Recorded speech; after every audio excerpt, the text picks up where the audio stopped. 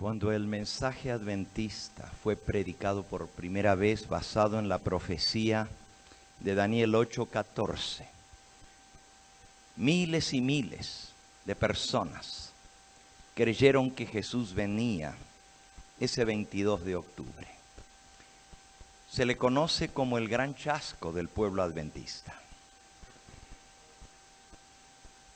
Dios les dio a través de su palabra el entendimiento de comprender por qué Jesús no había venido en esa fecha.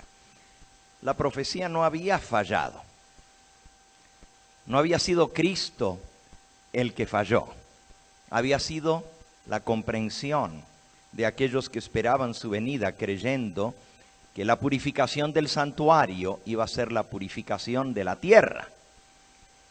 Pero a través del estudio de la palabra llegaron a comprender de que la purificación del santuario tenía que ver con la obra de juicio que Jesús tenía que hacer antes de venir a buscar a su pueblo.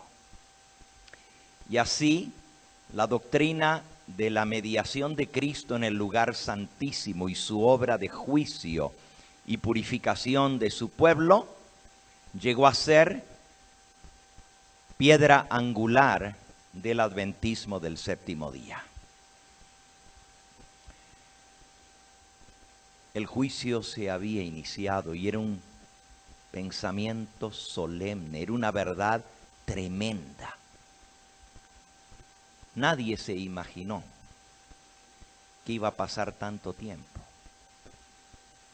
Esperaban la venida de Cristo en forma inminente. Pronto terminaría el juicio y Él vendría. Pero aquí estamos nosotros, a más de 170 años después de ese evento. Y todavía estamos en esta tierra de pecado. ¿Qué sucedió? ¿Qué pasó? ¿Por qué estamos todavía aquí? Nos pasó lo mismo que al pueblo de Israel. La mensajera del Señor escribió: se me ha mostrado. Testimonios para la Iglesia, volumen 5, página 75. Se me ha mostrado que el espíritu del mundo se ha metido en la iglesia y está leudando rápidamente nuestras filas. Estáis siguiendo el mismo camino que el antiguo Israel. Está ocurriendo un declive similar de nuestra elevada vocación como pueblo peculiar de Dios. Y nuevamente, en la página 94 del mismo libro, el pecado del antiguo Israel consistió en menospreciar la voluntad expresa de Dios y en seguir su propio camino de acuerdo con el impulso de sus corazones no santificados. El Israel moderno, el pueblo adventista, está siguiendo rápidamente en sus pasos, provocando tan ciertamente como entonces el desagrado del Señor. Oh, que no sigamos en este camino, no sea que Dios se enoje y nos mande de vuelta al desierto. Escrito en 1885. Estamos volviendo hacia atrás. El mundo se está metiendo en la iglesia. Más de 100 años atrás escribió eso. Y estamos siguiendo los pasos del antiguo Israel. Oh, que no sigamos, escribió ella, en ese camino, no sea que Dios se enoje y seamos mandados de vuelta al desierto. en la página 456 del mismo libro, y todo el capítulo 5 de Testimonios para la Iglesia se escribió justo antes de 1888. Justo antes. Hasta 1887 están los testimonios en el volumen 5. Esta otra cita en la página 456. La misma desobediencia y el fracaso propio del pueblo de Israel están caracterizando en gran medida al pueblo que ha tenido esta gran luz del cielo, y en los últimos mensajes de advertencia que Dios ha dado a este pueblo. ¿Permitiremos que la historia de Israel se repita en nuestra experiencia? ¿Será que otra vez seremos enviados a peregrinar en este desierto de pecado y de maldad? 1887. Ahora llegamos al año 1888. El senador Blair del estado de Ohio introdujo una propuesta de ley ante el Congreso de los Estados Unidos. Y la propuesta era que el Congreso de los Estados Unidos promulgara una ley haciendo del domingo el día de reposo obligatorio para toda la nación. Ya había varios estados que habían pasado leyes dominicales. Había decenas de hermanos adventistas en la cárcel por trabajar en domingo. 13 estados en los Estados Unidos tenían miembros de la iglesia adventista en la cárcel por violación a leyes dominicales estatales. Y ahora el senador Blair del estado de Ohio lo lleva a un nivel más alto, al Congreso de los Estados Unidos, para promulgar una ley dominical nacional. Las citas que tengo aquí no las voy a leer por el tiempo, pero vino la advertencia de Dios. Estamos en las fronteras mismas de Canaán.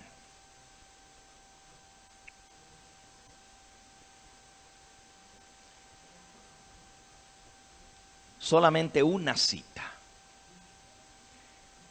La historia de la vida de Israel en el desierto fue escrita para beneficio del Israel de Dios en este tiempo final. Nos acercamos al momento en que Dios quiere llevar a su pueblo e introducirlo en la buena tierra, en la Canaán celestial. Temamos, pues no sea que permaneciendo aún la promesa de entrar en el reposo, alguno de vosotros parezca no haberlo alcanzado. Y entonces, en 1888, en un congreso histórico de la Iglesia Adventista, con delegados de todas partes de la Iglesia Adventista, que se reúne en la ciudad de Minneapolis, estado de Minnesota. Por 10 días, los delegados al Congreso y todos los pastores de la denominación adventista, todos los pastores presentes, reciben un mensaje del cielo enviado por 2 mensajeros. Elena de White identifica a esos 2 mensajeros como el Josué y el Caleb modernos.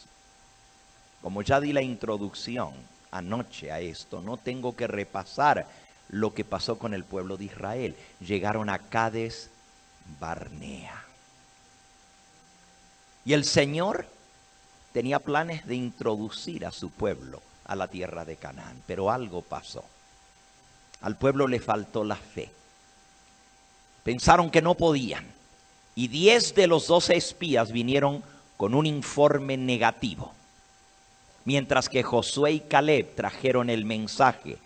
Es cierto que la tierra y las ciudades están fortificadas. Es cierto que están armados. Es cierto que hay gigantes. Pero nuestro Dios es más poderoso gigante que ellos. Con Él podemos salir victoriosos. Dice la mensajera del Señor: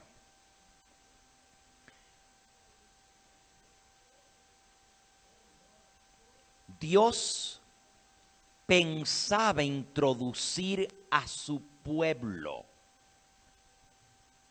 en muy poco tiempo a la Canaán celestial. Conflicto de los siglos, página 511.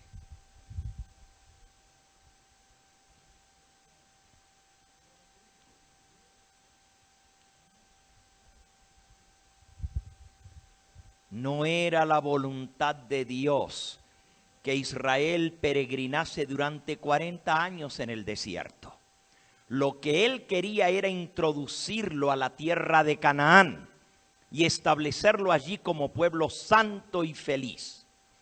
Pero no pudieron entrar por causa de incredulidad. Perecieron en el desierto a causa de su apostasía y otros fueron suscitados para entrar en la tierra prometida. Y ahora escuchen lo que sigue.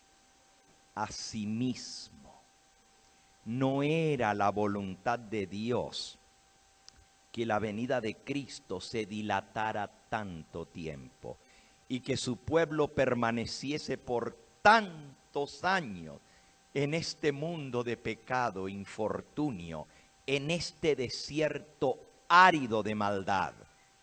Pero la incredulidad separó al pueblo adventista de Dios. Como se negara a hacer la obra que Él le había señalado, otros fueron llamados para proclamar el mensaje.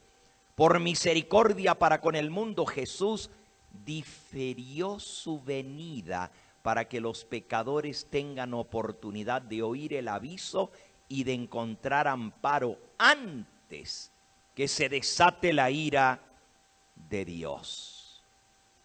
El pueblo adventista tendría que haberse dedicado a predicar el mensaje para alertar al mundo. Pero ¿saben lo que pasó? En lugar de predicar el mensaje de los 3 ángeles, temed a Dios y dadle gloria porque ha llegado la hora de su juicio. Ha caído Babilonia. Si alguno adora a la bestia y su imagen. Comenzaron, como ya leímos, a permitir que el mundo se metiera en la iglesia. Bajaron la guardia del mensaje. Y se venía encima la crisis. El plan de Dios era ya poner fin a este mundo de pecado y llevar a su pueblo a la Canaán celestial. La ley dominical estaba a las puertas en el Congreso de los Estados Unidos, a punto de ser aprobada. Y una vez que se aprueba la ley dominical, es el gatillo que dispara todos los eventos finales. Y Cristo ya sale del santuario celestial. Queda muy poco tiempo, comienza el juicio de los vivos cuando se promulgue la ley dominical. Entonces Dios tuvo misericordia de su pueblo y trató una vez más de traerlos a estar en comunión correcta con Dios. Testimonios para los ministros, página 91 y 92. En su gran misericordia, al ver la condición del pueblo de Dios que no estaba preparado para la crisis que se avecinaba, la ley dominical, el Señor envió un preciosísimo mensaje a su pueblo por medio de los pastores Waggoner y Jones, el Josué y el Caleb del pueblo adventista. Este mensaje tenía que presentar en forma más destacada ante el mundo al sublime Salvador, el sacrificio por los pecados del mundo entero. Presentaba la justificación por la fe en el garante. Invitaba a la gente a recibir la justicia de Cristo, que se manifiesta en la obediencia a todos los mandamientos de Dios. Muchos habían perdido de vista a Jesús. Necesitaban dirigir sus ojos a su divina persona, a sus méritos, a su amor inalterable por la familia humana. Todo el poder es colocado en sus manos y Él puede dispensar ricos dones a los hombres, impartiendo el inapreciable don de su propia justicia al desvalido agente humano. Este es el mensaje que Dios ordenó que fuera dado al mundo. Es el mensaje del tercer ángel, que ha de ser proclamado en alta voz y acompañado por el abundante derramamiento de su Espíritu Santo. Y en ese congreso, el pastor Waggoner y John presentaban temas por 10 días, mañana, tarde y noche. Un tema uno, el otro tema el otro. E iban tal de la mano que el pueblo comenzó a entender el mensaje de la justificación por la fe. Y muchos comenzaron a darse cuenta de que algo grande estaba pasando. Comenzó a haber confesiones entre los delegados del Congreso. Un espíritu de oración permeó. Se levantaban espontáneamente a dar testimonio, a confesar sus pecados, a pedirle perdón a Dios por no haber cumplido el mandato que Él les había dado. Los dirigentes de la iglesia vieron esto como un fanatismo. Dijeron, ¿qué está pasando? Muchos de los dirigentes, en lugar de haberse sentado a escuchar los mensajes, estaban por afuera platicando entre ellos. ¿Cómo pasa hoy en día? Los que necesitan escuchar el mensaje no lo escuchan y el diablo les da otro mensaje en sus oídos. Fue tan grave la situación que los dirigentes trataron de frenar lo que estaba sucediendo. El Señor se había dispuesto a derramar su Espíritu Santo en la lluvia tardía y terminar rápidamente la obra. Ese mismo año, un mes más tarde de ese congreso, se iba a tomar la decisión a nivel de todo Estados Unidos de promulgar la ley dominical nacional para toda la nación. Elena de White escribió: el tiempo de prueba ya está sobre nosotros. La ley dominical está a punto de ser proclamada. El fuerte clamor del tercer ángel ya ha comenzado en la revelación de la justicia de Cristo, el Redentor que perdona los pecados. Lo que sucedió en Minneapolis fue el comienzo de la luz del ángel cuya gloria alumbrará toda la tierra. ¡Wow! Elena de White dijo que el mensaje del cuarto ángel que iba a iluminar la tierra con su gloria ya había comenzado y que el derramamiento del Espíritu Santo, la lluvia tardía, había comenzado en el Congreso. Eso que había pasado era la misma lluvia tardía. Pero como dije, muchos comenzaron a temer el fanatismo. Y ese encuentro que comenzó con una manifestación tan señalada de la presencia de Dios y de las bendiciones, con arrepentimiento, con confesiones, con testimonios. La gente lloraba al escuchar el mensaje y decían, nunca habíamos entendido esto tan claramente. Y uno tras otro se paraban y daban testimonio. Claro, el pastor Waggoner y Jones predicaban, pero al terminar su sermón,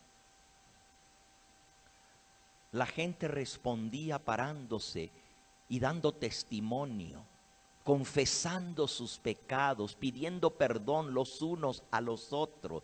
Era algo hermoso, pero los dirigentes vinieron a cortar eso. Se ha acabado el tiempo, estos pastores están tomando demasiado tiempo. No eran ellos, era el Espíritu Santo que estaba siendo derramado. Dice la mensajera del Señor, lo que comenzó siendo una manifestación tan señalada de la presencia de Dios y de las bendiciones de la lluvia tardía, finalizó en el altercado y la confusión.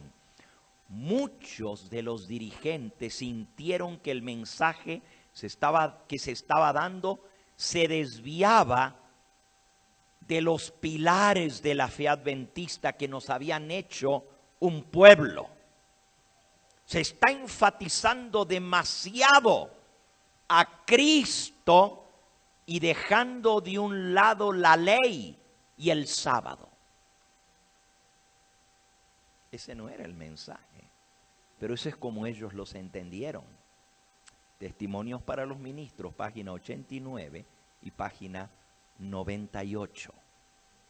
Dice la mensajera del Señor, se levantó un agudo reproche hacia aquellos que estaban dando el mensaje.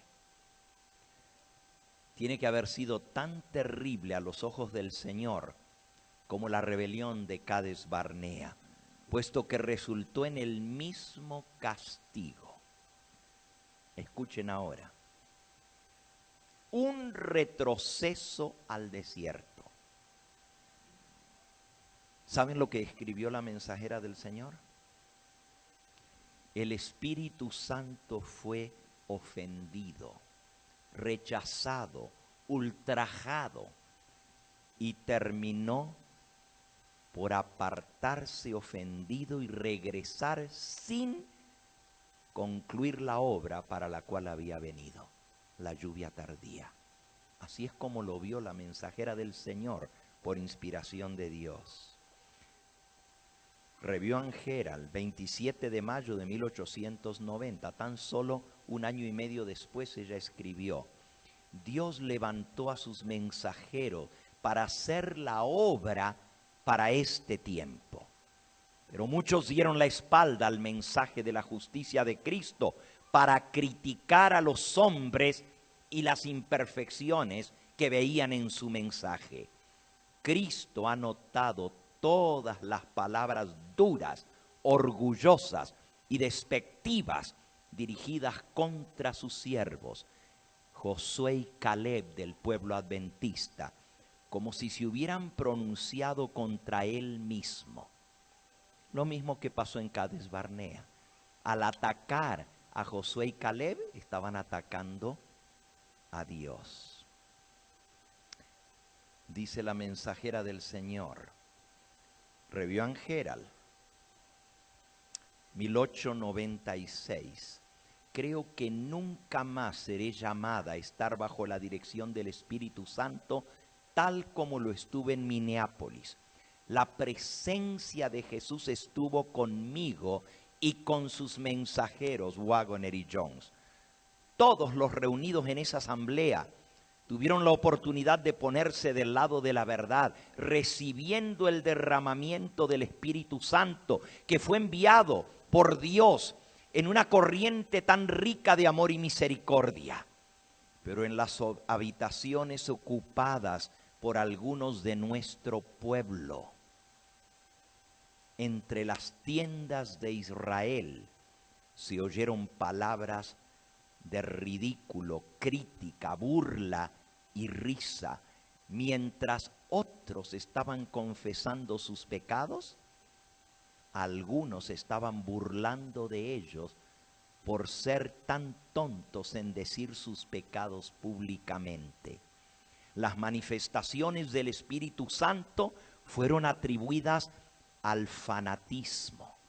Las escenas que tuvieron lugar en esa asamblea hicieron avergonzarse al Dios del cielo de llamar sus hermanos a los que participaban en la obra. Todo eso lo observó el vigilante celestial y quedó escrito en el libro de las memorias de Dios contra el pueblo adventista que tuvo tan grande luz. Wow. Si hubiesen hecho su obra, si hubiésemos aceptado el mensaje que Dios envió, escribió en 1896, el 6 de octubre, en la Review and Herald, hoy el mundo habría sido ya advertido. Si su pueblo hubiese llevado a cabo el propósito de Dios de dar al mundo el último mensaje de misericordia, Cristo habría ya venido a la tierra y se habría dado la bienvenida a los santos en la ciudad de Dios. Testimonios, volumen 6, página 450. Si el pueblo de Dios hubiese preservado una conexión viviente desde el principio del movimiento adventista, si no hubiera caído en la mundanalidad, si no hubiera permitido que el mundo se metiera en la iglesia, si no hubieran rechazado el Espíritu Santo enviado en la reunión de Minneapolis, hoy el pueblo adventista estuviera ya en la Canaán celestial. Pero aquí estamos de vuelta al desierto. Palabras de la mensajera del Señor.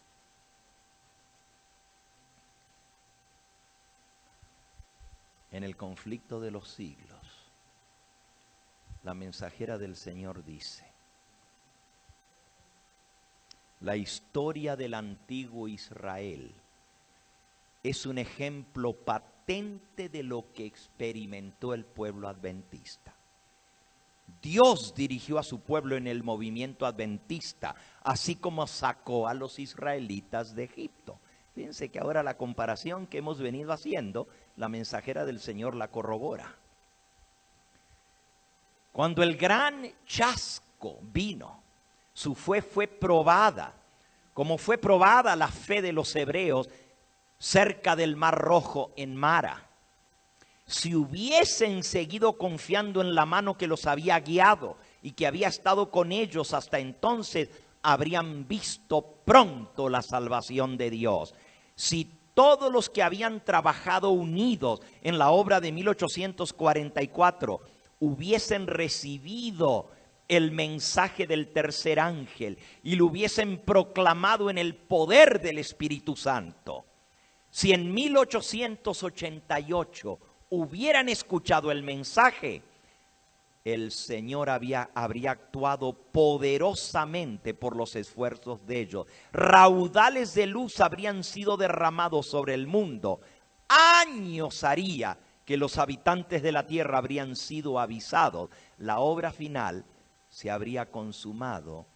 Cristo habría venido para redimir a su pueblo y estaríamos ya en la Canaán celestial.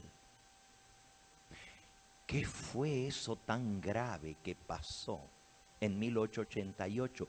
Que el Espíritu Santo se ofendió, fue contristado y se regresó al cielo y no terminó de derramar la lluvia tardía. El estudio de ese capítulo del pueblo adventista es una advertencia tremenda para nosotros. Inmediatamente después de ese rechazo, y quiero decirle que el Congreso terminó algunos de los dirigentes, entre ellos el presidente de la Asociación General y el presidente de la Review and Herald, la casa impresora adventista, habían querido parar a Waggoner y Jones en sus presentaciones. Pero como vieron que Elena de White estaba sentada en la primera banca y asentía y decía gloria a Dios, gloria a Dios, no se animaron por la presencia de Elena de White a pararlos. Cuando terminó el Congreso, muchos volvieron a sus iglesias y llevaron el informe de lo hermoso que habían sido esos temas. Y las iglesias de donde venían los delegados comenzaron a pedir que el pastor Waggoner y Jones fueran a sus iglesias a presentar el mismo mensaje. Elena de White dijo, yo los acompaño. Y por 1 año y medio comenzaron a viajar Waggoner, Jones y Elena de White a distintas iglesias. Se les conocía como el trío dinámico, así les llamaban, el trío dinámico. Una mujer, ya no tan joven, y 2 pastores jóvenes, porque ellos sí, tenían entre los 30 y 35 años, y Elena de White ya era cincuentona, ya casi de 60 años, pero los 3 viajaban predicando este mensaje. Hubo reavivamiento en las iglesias. A todo esto, terminando el Congreso, el pastor Jones, Alonzo Jones, pidió una entrevista con el Congreso de los Estados Unidos de Norteamérica. Se trasladó de Battle Creek, donde él estaba, hasta Washington. Y el Congreso de los Estados Unidos, por primera vez en la historia, permitió que un pastor adventista del séptimo día se dirigiera a todos los congresistas de la nación de los Estados Unidos. Le dieron al pastor Jones 10 minutos y él presentó la defensa en contra de la ley dominical. Fue tan hábil y tan excelente su presentación, mostrando cómo si aprobaban esa ley, estaban haciendo nula la Constitución y los fundamentos de la nación en los cuales se había fundado la nación norteamericana. No habló de religión, habló de la Constitución de nuestra nación, cómo está separada la iglesia y el Estado. Cómo el Congreso no puede pasar una ley de carácter religioso, porque esto sería violar la conciencia y violar la Constitución. 10 minutos por reloj habló y se sentó. Los congresistas quedaron impactados y preguntaron si podían hacerle preguntas. El presidente del Congreso, presidente de los Estados Unidos, y el presidente de la sala del Congreso consultaron entre el presidente de los Estados Unidos y el presidente de los congresistas. Y le dijeron, sí, podemos abrir la mesa para discusión y preguntas. En esa sesión del Congreso tenían que votar sobre la ley dominical. La sesión de preguntas permitió que el pastor Jones se expandiera, porque ahora ya no tenía 10 minutos, ahora era respondiendo a las preguntas que le hacían. Hermanos, el pastor adventista Alonzo Jones estuvo 4 horas y media ante el Congreso de los Estados Unidos y los congresistas haciéndoles preguntas a él. Dios lo dirigió, su mente. Y como resultado de eso, el Congreso votó en contra de la ley dominical. No se pasó la ley dominical porque el pueblo de Dios no estaba preparado. El mundo no estaba preparado. No estábamos listos para lo que venía. De ahí en adelante, fíjense, el Congreso en Minneapolis, donde el pastor Jones dio los temas, fue en octubre. Y el voto del Congreso en los Estados Unidos fue a principios de noviembre, en contra de la ley dominical. En ese interín, el pastor Jones fue que se presentó ante el Congreso.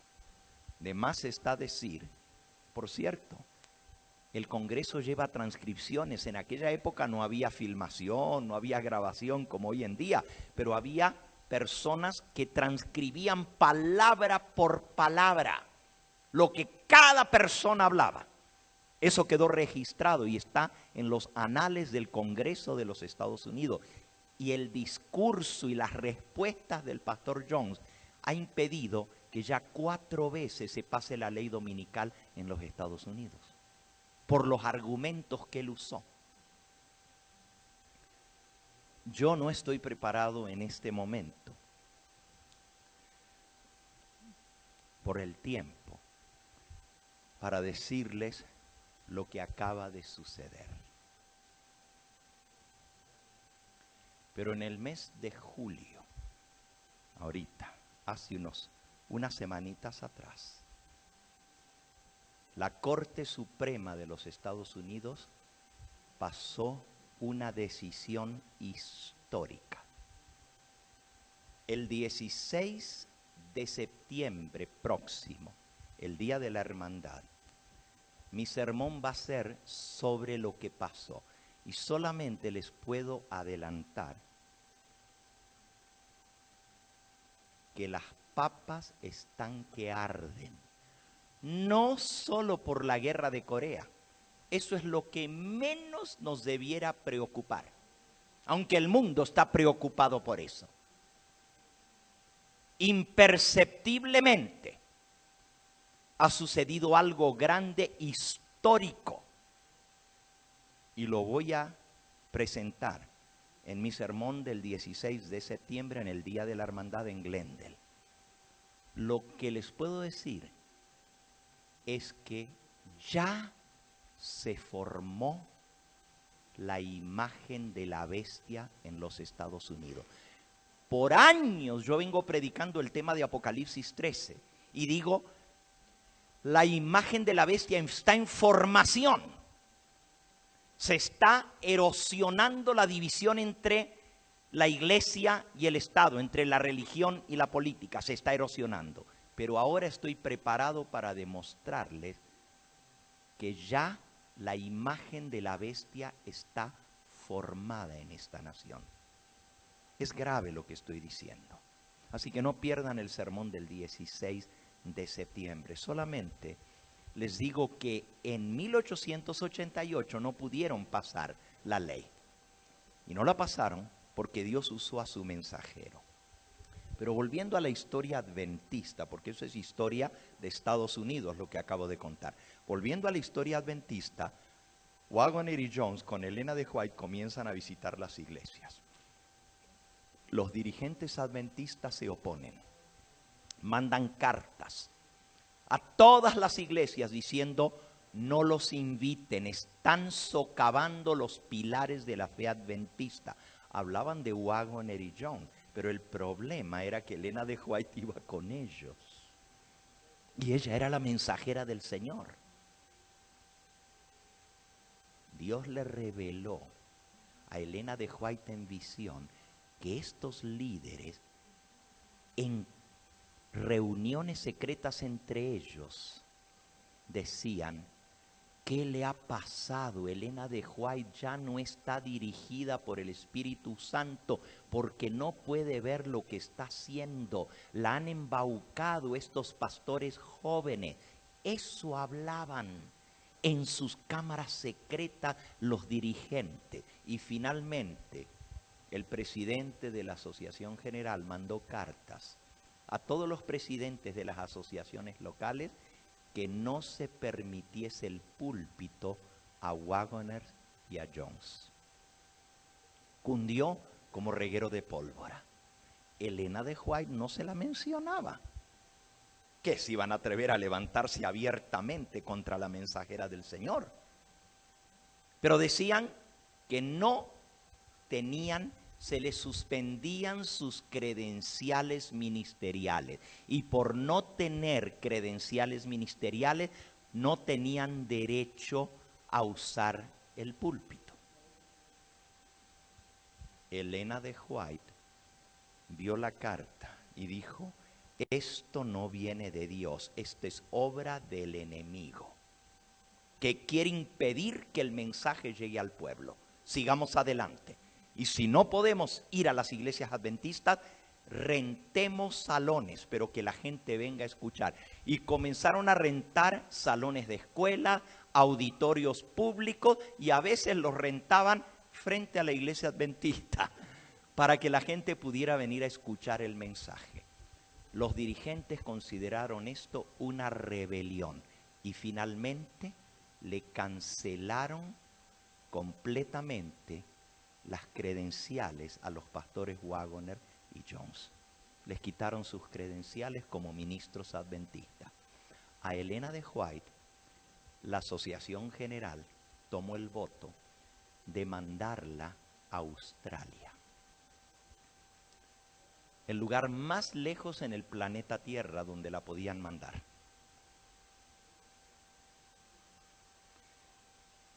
Elena de White luchó mucho con esa decisión, pero la convencieron diciendo que se necesitaba su presencia en la obra que estaba iniciándose en Australia y que ella iba a ser un baluarte muy fuerte para que el pueblo de Dios aceptara los testimonios, que era bueno que ella fuera a Australia. Tanto insistieron con ella que finalmente ella accedió. El viaje a Australia tomaba 5 semanas en barco. Hasta se enfermó en el barco por las olas y el vaivén.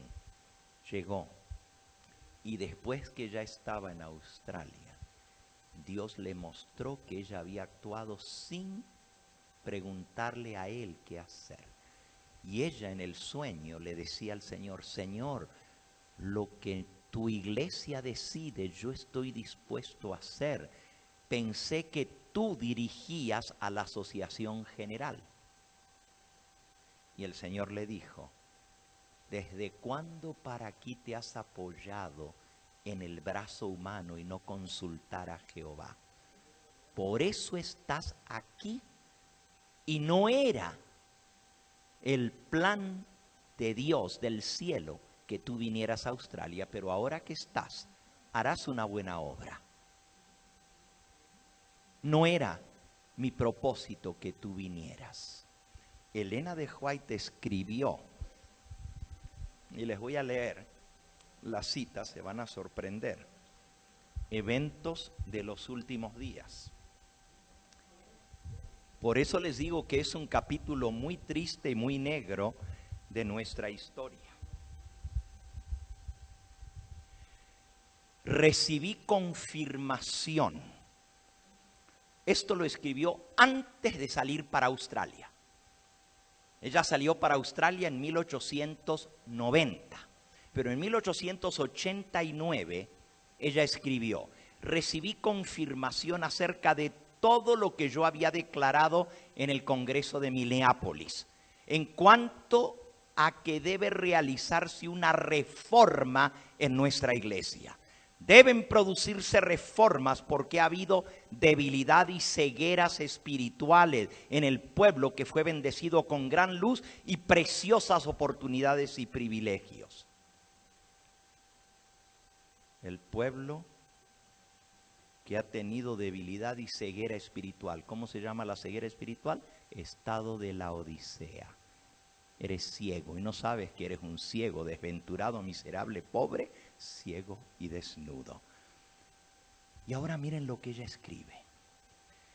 Como reformadores, los adventistas habían salido de las iglesias denominacionales, pero ahora nuestras iglesias juegan un papel semejante al que habían desempeñado las iglesias que nos echaron.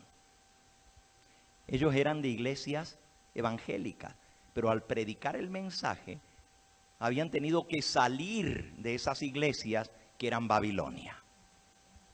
Y dice la mensajera del Señor, como reformadores, habíamos salido de las iglesias denominacionales, pero ahora nuestras iglesias juegan un papel semejante al que habían desempeñado esas iglesias.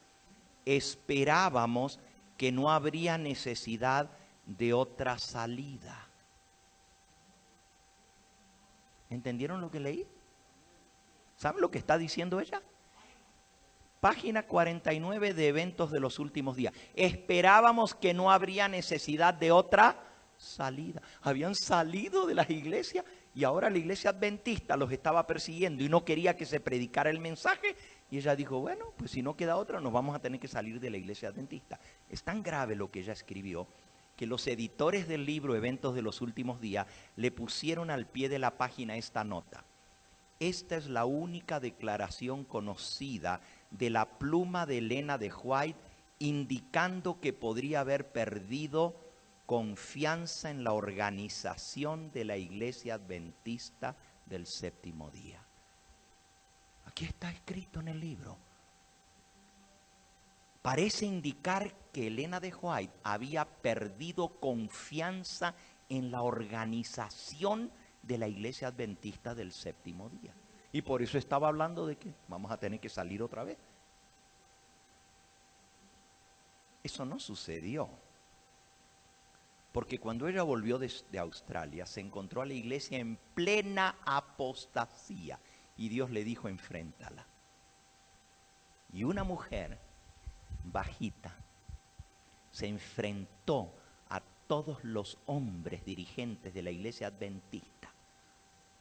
Y dijo, si los varones no cargan los pantalones, me los tendré que poner yo para poner en regla esta iglesia de una vez por todas.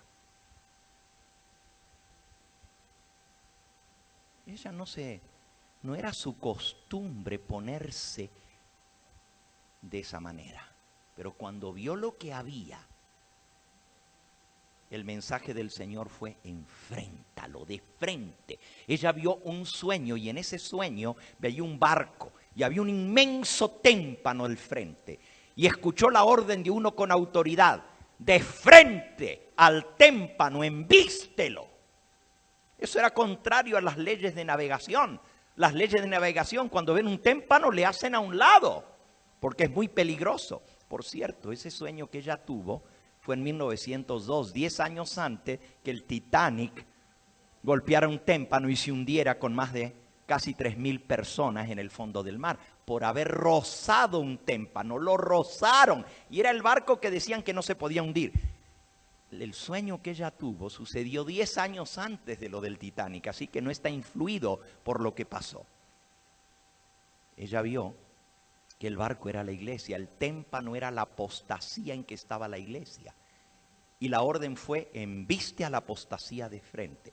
Gracias a Dios, la mensajera del Señor obedeció, se reformó la iglesia, se hicieron cambios, se sacaron a toda la dirigencia de la iglesia. Miren lo que ella había escrito desde Australia, nomás para que se den cuenta de lo grave de esto. En la página que sigue, dice, en la página 50, la Asociación General misma está corrompida con equivocados sentimientos y principios. Los hombres se han aprovechado de los que suponían que estaban bajo su jurisdicción. Estaban decididos a que esas personas se sometieran a sus condiciones, querían gobernar a toda costa. El poder despótico que se ha desarrollado como si el cargo hubiera convertido a esos hombres en dioses, me hace temer y debe producir temor. Es una maldición donde quiera se lo ejerza y quien quiera lo ponga en práctica. Maldición en el pueblo de Dios, lo que estaban haciendo la conferencia general. Maldición. Sigue diciendo, la voz de Battle Creek. Battle Creek era la sede de la Conferencia General. La voz de Battle Creek, que ha sido considerada como autoridad para aconsejar cómo debiera hacerse la obra, ya no es más la voz de Dios. Página 52. Han pasado algunos años, escribiera en 1898 desde Australia.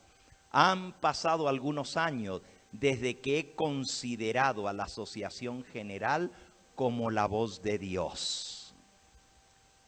Y un año más tarde escribió: el hecho de que estos hombres que dirigen la obra debieran estar en un sitial sagrado como si fueran la voz de Dios al pueblo, como creíamos que la Asociación General lo era, es un asunto del pasado. Ya no son más la voz de Dios. Para que ustedes vean en la apostasía que estaba la organización. Ahora, ¿por qué creen que yo saco este capítulo de la historia de la Iglesia Adventista? Por dos razones. Número uno, porque esto explica por qué todavía estamos en este mundo. ¿Saben lo que dijo Dios? Me han ofendido, me han ultrajado, mi Espíritu Santo se han burlado de él.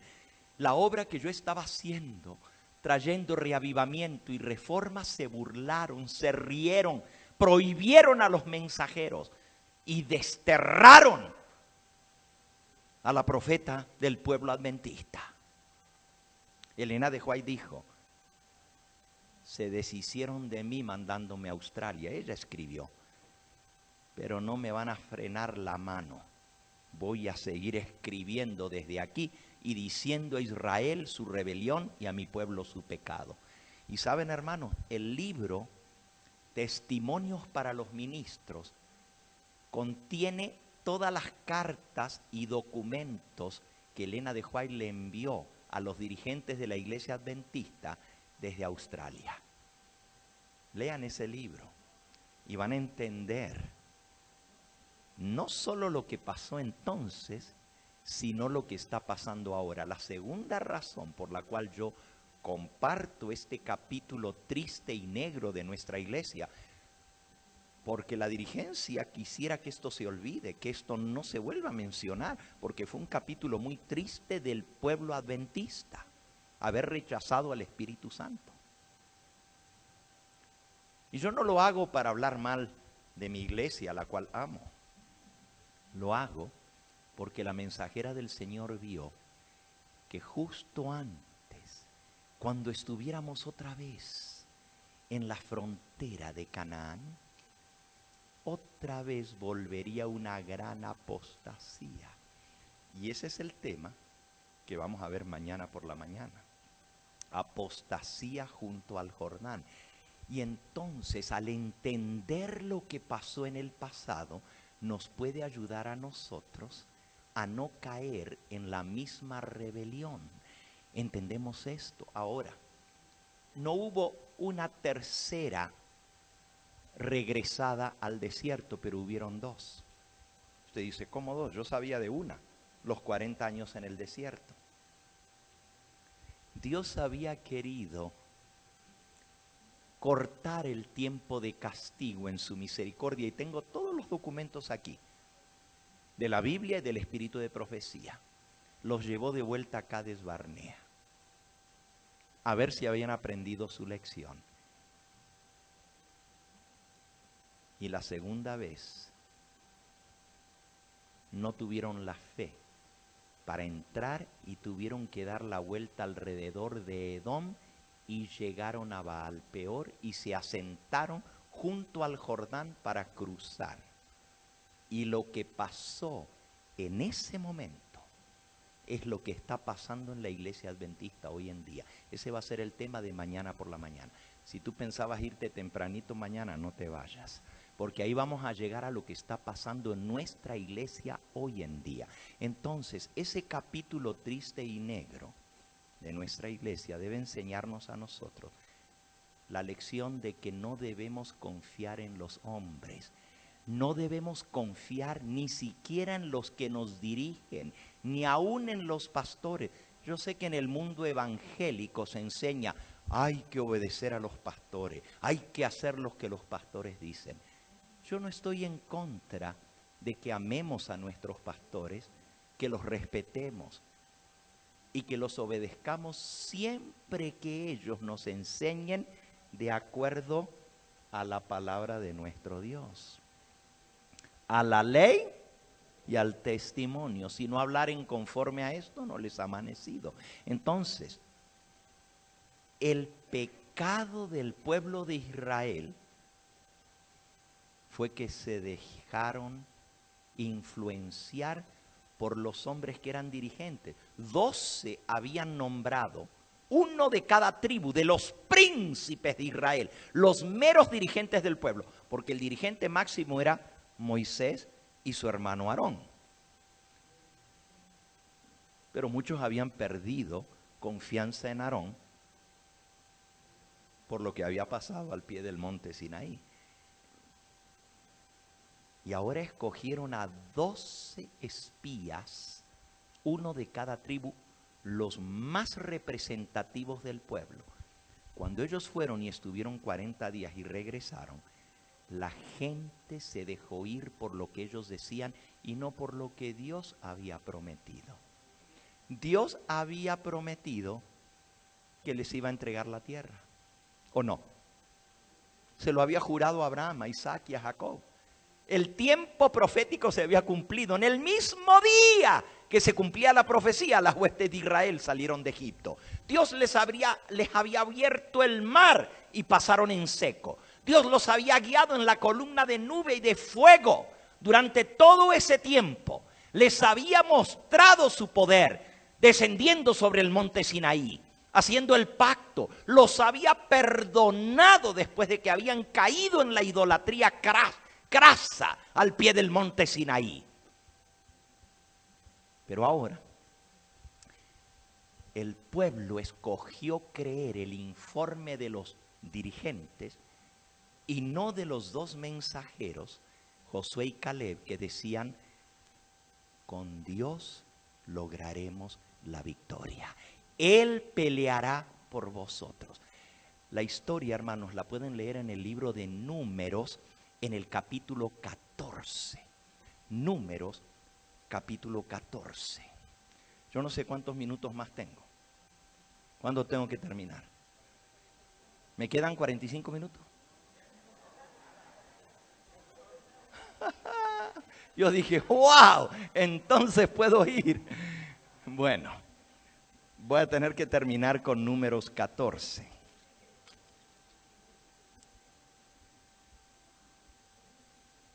Todo el capítulo 14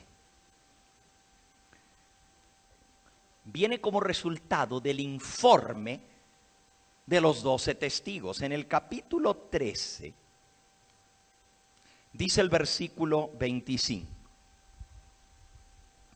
Volvieron de reconocer la tierra al final de 40 días. Anduvieron y vinieron a Moisés y a Aarón y a toda la congregación de los hijos de Israel en el desierto de Param en Cades, y dieron la información a ellos y a toda la congregación y les mostraron el fruto de la tierra.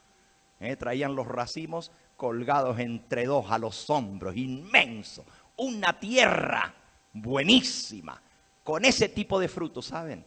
Yo fui al mercado en Tel Aviv y, hermanos, me quedé sorprendido. Las uvas, un racimo de uva pesa 5 libras.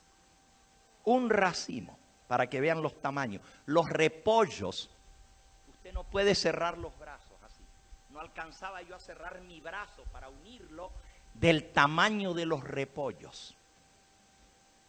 Todavía sigue siendo una tierra excepcional, excepcional. Dice el versículo 27, contaron diciendo, nosotros llegamos a la tierra a la cual nos enviaste, la que ciertamente fluye leche y miel, y este es el fruto de ella. Pero más, versículo 28, más el pueblo que habita en aquella tierra es fuerte, la ciudad es muy grande, fortificada, y también allí vimos a los hijos de Anac. Amalek habita en el Negev, y el Eteo, y el Jebuseo, y el Amorreo habitan en el monte, y el Cananeo habita junto al mar y en la ribera del Jordán. Entonces Caleb hizo callar al pueblo delante de Moisés y dijo: subamos luego y tomemos posesión de ella, porque más podremos nosotros que ellos.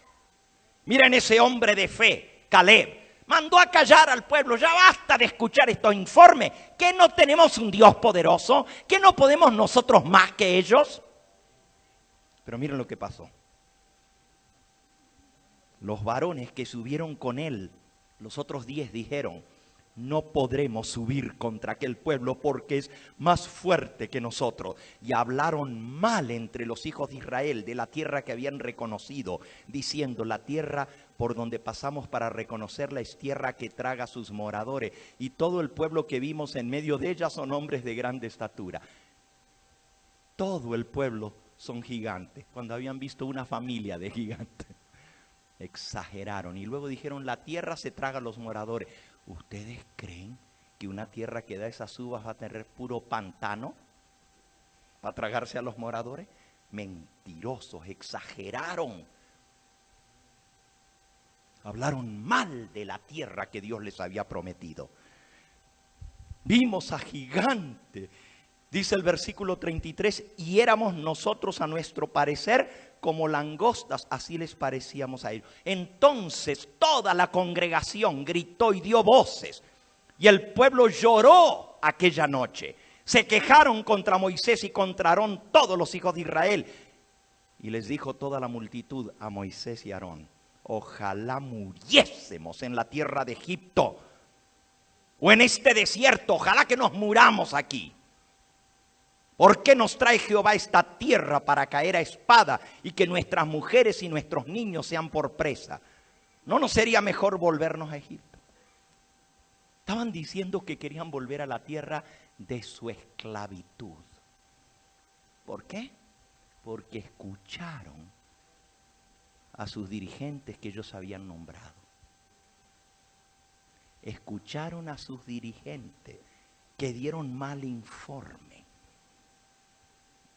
Decían el uno al otro: designemos un capitán y volvámonos a Egipto. Entonces Moisés y Aarón se postraron sobre sus rostros delante de toda la multitud de la congregación de los hijos de Israel. Y Josué, hijo de Nun, y Caleb, hijo de Jefone, que eran de los que habían reconocido la tierra, rompieron sus vestiduras, rasgaron sus vestiduras. Y hablaron a toda la congregación y a los hijos de Israel diciendo: la tierra por donde pasamos para reconocer es tierra en gran manera buena. No les crean a esto. No es cierto lo que están diciendo. Si Jehová se agradare de nosotros, Él nos llevará esta tierra y nos la entregará, porque tierra es que fluye leche y miel. Primero todos habían dicho que era buena la tierra y luego ya comenzaron a decir que la tierra estaba mala y llena de pantano y que no servía. Por tanto, no seáis rebeldes contra Jehová, no temáis al pueblo de esta tierra, porque nosotros los comeremos como pan. Su amparo se ha apartado de ellos, y con nosotros está Jehová, no temáis. Oh, mis hermanos, el mensaje de Josué y Caleb era: con Dios lograremos la victoria. Y los gigantes van a ser aplastados por él. Hay muchos en el pueblo adventista que le temen a los gigantes del pueblo adventista. ¿Cuáles son los gigantes del pueblo adventista? La ley dominical, la gran tribulación, el tiempo de angustia que se avecina. ¿Cómo vamos a poder soportar?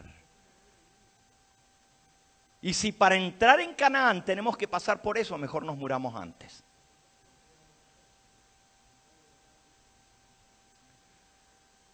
Toda la multitud, dice el versículo 10, cuando ellos le dijeron: Jehová está con nosotros, no temáis, la multitud habló de apedrearlos.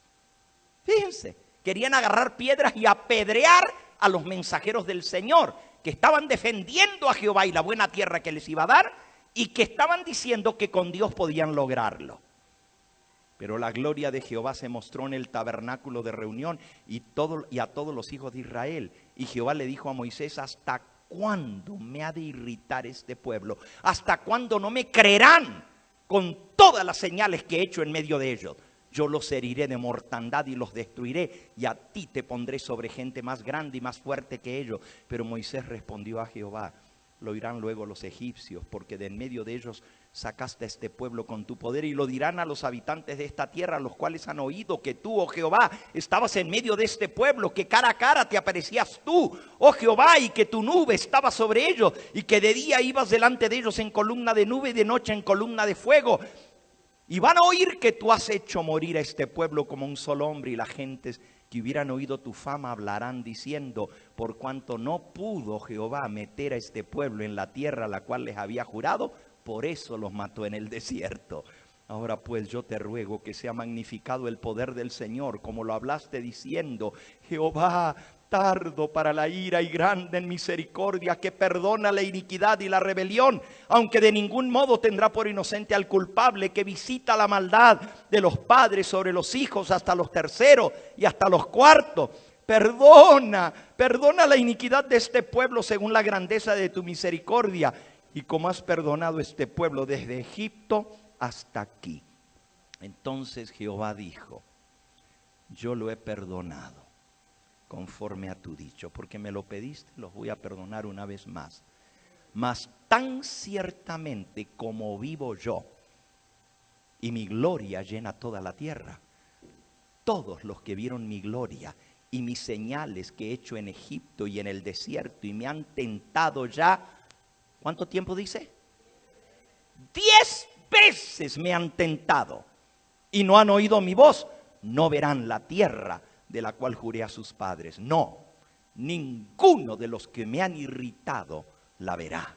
Pero a mi siervo Caleb, por cuanto hubo en él otro espíritu y decidió ir en pos de mí, yo le meteré en la tierra donde entró, y su descendencia la tendrá en posesión. Y allí viene el castigo. Versículo 28. ¿Hasta cuándo oiré esta depravada multitud que murmura contra mí? Las querellas de los hijos de Israel, que de mí se quejan, dijo Dios. Diles: vivo yo, dice Jehová, que según habéis hablado a mis oídos, así haré con vosotros. Eso es lo que quisiste. Dijiste: mejor nos muramos en este desierto. Pues les voy a dar lo que ustedes dijeron. En este desierto, versículo 29, caerán vuestros cadáveres. Todo el número de los que fueron contados de vosotros, de 20 años hacia arriba, los cuales han murmurado contra mí, vosotros a la verdad no entraréis en la tierra, por la cual alcé mi mano y juré que habría de habitar en ella, exceptuando a Caleb, hijo de Jefone, y a Josué, hijo de Nun. Pero a vuestros niños, los que ustedes dijeron que serían por presa, yo los introduciré, y ellos conocerán la tierra que vosotros despreciasteis. Y en cuanto a vosotros, vuestros cuerpos caerán en este desierto, y vuestros hijos andarán pastoreando en el desierto 40 años. Ellos llevarán vuestras rebeldías, hasta que vuestros cuerpos sean consumidos en el desierto. Versículo 34. Conforme al número de los días, de los 40 días que reconocisteis la tierra, llevaréis vuestras iniquidades 40 años. 1 año por cada día, y conoceréis mi castigo. Yo Jehová he hablado. Así haré a toda esta multitud perversa que se ha juntado contra mí. En este desierto morirán, serán consumidos, no entrarán en Canaán. Pues sí, nuestro tema, hermanos, se titula En rumbo a Canaán. Tengamos cuidado, porque los que salieron en rumbo a Canaán no entraron. Dios levantó a sus hijos, y ellos fueron los que vieron la tierra. Pero los que habían murmurado contra Dios no entraron, ni nunca vieron la tierra prometida. Termino yendo al libro a los Hebreos, en el capítulo 3. Y mañana vamos a ver el fin de esta historia. Finalmente entraron, pero vamos a ver lo que pasó y cómo murieron los que se rebelaron contra Dios. Todavía 40 años más tarde de lo que acabamos de leer, había 23,000 hombres de los que habían salido de Egipto. 40 años más tarde. Y Dios dijo que ni uno iba a entrar excepto Josué y Caleb. Mañana vamos a ver lo que les pasó a esos 23,000 y cómo terminó esa historia. Viene la segunda apostasía más terrible. Y esa es la que está hoy en día en el pueblo adventista. Nosotros tuvimos nuestro Cádiz, frontera misma, en 1888. Dios detuvo la lluvia tardía, detuvo la ley dominical, porque perdonó a su pueblo, pero dijo: no van a entrar. Todos estos que vieron mi poder y mi fuerza, no van a entrar. Y hermanos, prácticamente ya han muerto todos los que estaban vivos en 1888. Eso explica por qué estamos en este mundo de pecado todavía como pueblo adventista. Y la gente se burla y dice: todavía los adventistas dicen que Cristo viene pronto y que Cristo viene pronto. Miren, han pasado como 120 años y no ha venido. ¿Qué pasó? 130 años ya llevan desde 1888 y no ha venido. El castigo de Dios por la rebeldía, por haber ofendido al Espíritu Santo. ¿Y saben lo que dice la Escritura? Que podemos hablar contra el Hijo de Dios, pero si hablamos y ofendemos al Espíritu Santo, no hay perdón ni en este siglo ni en el venidero. Qué triste que aquellos a quienes Dios le dio el mensaje lo rechazaron, y no solo se perdieron de entrar al cielo vivos, ni siquiera van a resucitar cuando Cristo venga. Van a resucitar en la segunda resurrección al final del milenio, a menos que se hayan arrepentido. Solo Dios conoce el corazón. Termino con Hebreos capítulo 3. Y esta última partecita se titula: pongamos las barbas en remojo, porque la guadaña viene. Dice el versículo 7: por lo cual, como dice el Espíritu Santo, esto no lo dice ni Pablo ni Gambetta, sino el Espíritu Santo. Si oyereis hoy su voz, no endurezcáis vuestros corazones como en la provocación en el día de la tentación en el desierto, donde me tentaron vuestros padres, me probaron y vieron mis obras 40 años. Y a causa de lo cual me disgusté contra esa generación y dije: siempre andan vagando en su corazón y no han conocido mis caminos. Por tanto juré en mi ira: no entrarán en mi reposo. Mirad, hermanos, que no haya en ninguno de vosotros corazón malo. Mirad, hermanos, que no haya en ninguno de vosotros corazón malo de incredulidad, para apartarse del Dios vivo. Antes exhortaos los unos a los otros cada día. Miren lo que tenemos que estar haciendo en rumbo a Canaán: exhortándonos unos a otros cada día, entre tanto que se dice hoy, para que ninguno de vosotros se endurezca por el engaño del pecado. Hay que exhortarnos, hermanos, porque el pecado que nos rodea está haciendo callos en nosotros. Tanto malo vemos a nuestro alrededor que ya ni nos hace impacto y nos vamos adaptando al pecado. Vamos viendo en televisión, en el cine, en el internet, por la calle, toda la inmundicia, y ya no nos da asco este mundo de pecado. nos vamos endureciendo por el pecado. Por eso necesitamos la exhortación, dice aquí. Exhortaos los unos a los otros, porque somos hechos participantes de Cristo, versículo 14, con tal que retengamos firme hasta el fin nuestra confianza del principio. ¿Se acuerdan cuando ustedes aceptaron este mensaje? ¿Se acuerdan el gozo, la confianza, la alegría que ustedes tenían? Pues si queremos entrar en Canaán, tenemos que mantener firme esa confianza. Entre tanto que se dice, si oyereis hoy su voz, no endurezcáis vuestros corazones como en la provocación. ¿Saben lo que es provocar a Dios? No lo provoques. El pueblo judío, el pueblo de Israel, provocó a Dios y Dios dijo basta. Y no voy a cambiar. Y he hablado 40 días. Vieron la tierra 40 años en el desierto. El pueblo adventista provocó a Dios en 1888 y Dios no cambió. Dijo de vuelta al desierto a través de su mensajera. Y aquí estamos todavía. Si hoy oyes su voz, no endurezcas tu corazón. ¿Quiénes fueron los que habiendo oído le provocaron? ¿No fueron todos los que salieron de Egipto por mano de Moisés? ¿Y con quiénes estuvo él disgustado 40 años? ¿No fue con los que pecaron, cuyos cuerpos cayeron en el desierto? ¿Y a quiénes juró que no entrarían en su reposo, sino a aquellos que desobedecieron? Y vemos que no pudieron entrar a causa de incredulidad.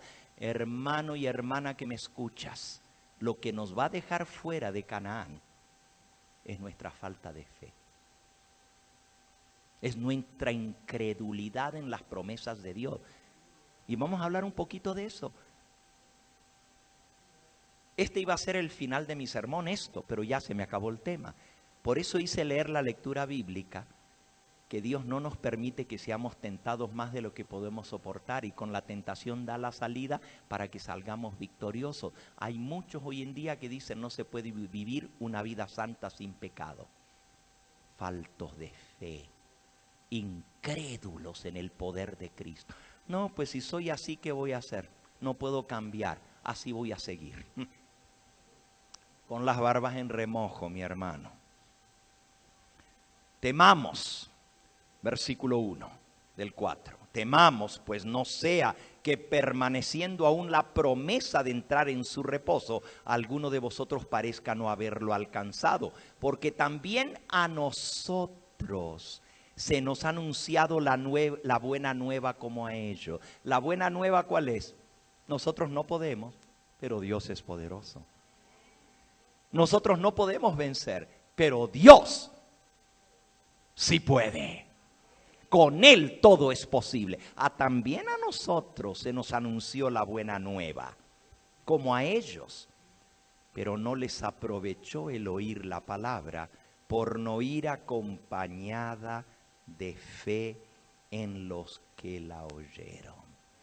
Dios quiere que aprendamos la lección de la fe. Y mañana en mi último tema, no me toca uno esta noche, pastor, ¿verdad? No, es hasta mañana, ¿ok? Mañana vamos a ver el último capítulo de esto, apostasía junto al Jordán, la última gran apostasía. Quiera el Dios del cielo iluminar nuestra mente para entender lo que estamos viendo. Mucha historia, pero la historia se repite en el pueblo adventista. Y nosotros tenemos que aprender para que no nos pase lo mismo que les pasó a ellos. Pongámonos en pie, hermanos.